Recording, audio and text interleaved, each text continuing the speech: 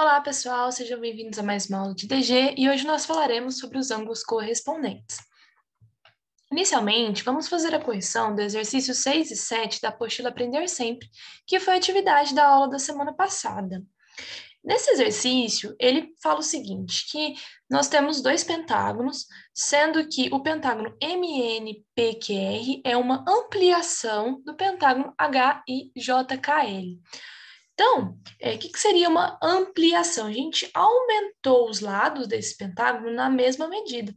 Na aula passada, nós vimos que quando acontece uma ampliação ou uma redução proporcionalmente, ou seja, todos os lados daquela figura foram aumentados proporcionais, os ângulos, eles não mudam o seu valor, ou seja, os ângulos, eles continuam o mesmo valor, eles continuam sendo congruentes. E aí a gente trata eles como ângulos correspondentes. Então, na letra A e na letra B, é exatamente disso que a gente fala, sobre ângulos correspondentes.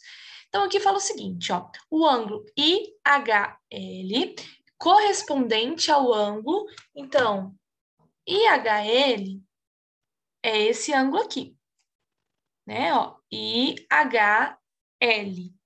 Lembrando, pessoal, que o ponto do meio, que é o que leva o acento circunflexo, é o vértice. Então, é muito importante ele para a gente identificar onde está o ângulo.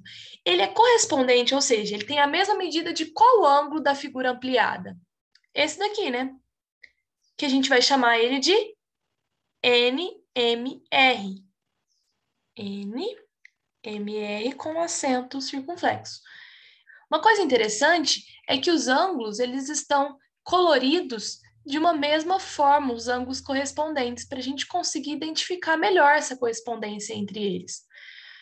Na B agora, o ângulo JKL. JKL, o vértice está em K, esse é o ângulo. Desse lado de cá, qual que é o ângulo que corresponde a esse? Esse daqui, que é o ângulo PQR. Acento circunflexo em cima do vértice, que é o quê? A 7. O quadrilátero ABCD é uma redução do quadrilátero EFGH. No entanto, estão em posições diferentes. Então, aqui, nós reduzimos esse quadrilátero. Então, olha aqui, ó. Lembrando que uma redução proporcional é quando a gente diminui na mesma proporção. No caso aqui, ó, eu tinha esse lado 1, 2, 3, 4, 5, 6 centímetros, vamos colocar. E agora eu tenho 1, 2, 3. Aqui eu tinha 6 centímetros também, agora eu tenho 1, 2, 3. Ou seja, eu tenho a metade dos lados que eu tinha antes. Então, houve uma redução. Além de reduzir aquela figura, ela girou, né? Tem uma posição diferente. Então, eu poderia girar essa figura para chegar nessa daqui que ela era antes. Mas isso, pessoal, não muda o fato de que os ângulos continuam sendo correspondentes. Por quê? Porque ela mudou suas medidas dos seus lados de forma proporcional. E lembrando que isso não altera a medida dos ângulos, eles continuam sendo correspondentes, ou seja, continuam sendo iguais. Então vamos lá. No A fala o seguinte: no quadrilátero EFGH, qual é o ângulo que está em verde? Então, o ângulo que está em verde é esse aqui. Como que a gente nomeia ele? Ó, pega um ponto de uma semirreta, o vértice e o outro ponto da outra semirreta. Então, vai ficar EHG, acento em cima do vértice. E no quadrilátero ABCD, qual é o ângulo em verde? Esse daqui. Como que a gente coloca mesmo? BAE. Ponto numa semirreta, ponto no vértice, ponto na outra semirreta. Portanto, esses ângulos são o quê? Correspondentes. Eles são até indicados da mesma cor, para a gente conseguir visualizar melhor a correspondência, já que eles estão em posições diferentes. Portanto, esse ângulo, né, EHG, é correspondente ao ângulo BAD. No quadrilátero EFGH, qual que é o ângulo que está em roxo? Esse daqui, né? Como que a gente nomeia ele? EFG. EFG. E o quadrilátero ABC, qual que está em roxo? Esse daqui. Como que a gente vai nomear? BCD. Ou seja, esse ângulo é correspondente a esse ângulo, ou seja, tem a mesma medida. Agora pergunta, ó, qual o ângulo do quadrilátero ABCD, esse, que corresponde ao ângulo FGH, esse ângulo aqui, ó. Qual desse daqui que tem a mesma medida? É esse, que a gente identifica como ADC. Vou fazer com vocês mais alguns exemplos de ângulos correspondentes nas figuras. E eu trouxe aqui essas duas figuras, elas são iguais. A gente pode observar isso pelas medidas dos seus lados, ó.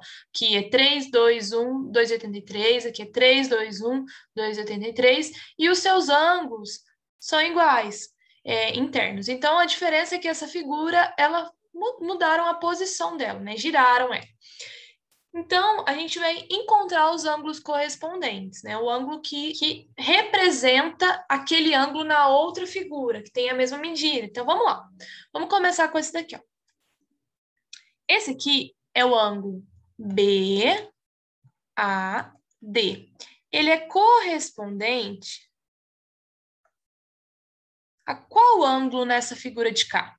Vamos lá. Como a gente tem 2 de 90, para a gente não confundir, vamos pensar o seguinte, ó. Nesse ângulo, um dos seus lados mede 2 e o outro mede 3. Então, qual é o ângulo? Ó? Mede 2, o outro mede 3. É esse aqui. Então, esse é correspondente a esse. Como que eu identifico esse daqui? L e J. Próximo. Vamos pegar esse aqui agora. Esse é o ADC. Ó.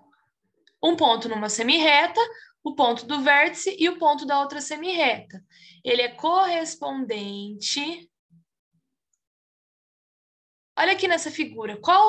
Cadê o ângulo de 45 graus? É esse daqui, não é? Então, é correspondente a ele. Como que a gente nomeia esse ângulo? IJK. E isso a gente vai fazer com os 4 ângulos, indicando os seus correspondentes. Então, fica dessa forma as correspondências entre os ângulos. Então, nós vimos que se nós temos a mesma figura, que foi alterado a ampliação ou redução, ou tem uma posição diferente, os ângulos continuam sendo correspondentes. Então, aqui eu coloquei mais uma ampliação para a gente identificar. Então, está falando, né, que esse quadrilátero, você tem uma ampliação dele, e aí ele pergunta, ó, qual é o ângulo correspondente ao EGH? Então, o EGH, vamos lá. EGH é esse daqui. Qual que é o ângulo que corresponde a ele nessa figura de cá? É esse daqui, que a gente identifica como DAB.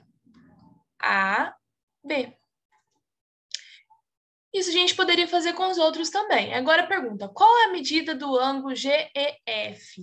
GEF, esse daqui. Qual que ele é correspondente a qual nessa figura? A esse daqui, não é? Ao ângulo ABC. Se ele é correspondente, quer dizer que ele tem a mesma medida. Então, qual que é a medida desse ângulo? 115 graus. Pessoal, então é isso. Peço que vocês façam a atividade da apostila Aprender Sempre, página 65, 66 e 67. Exercícios 1, 2 e 3 e 4. Qualquer dúvida, estou à disposição e bons estudos!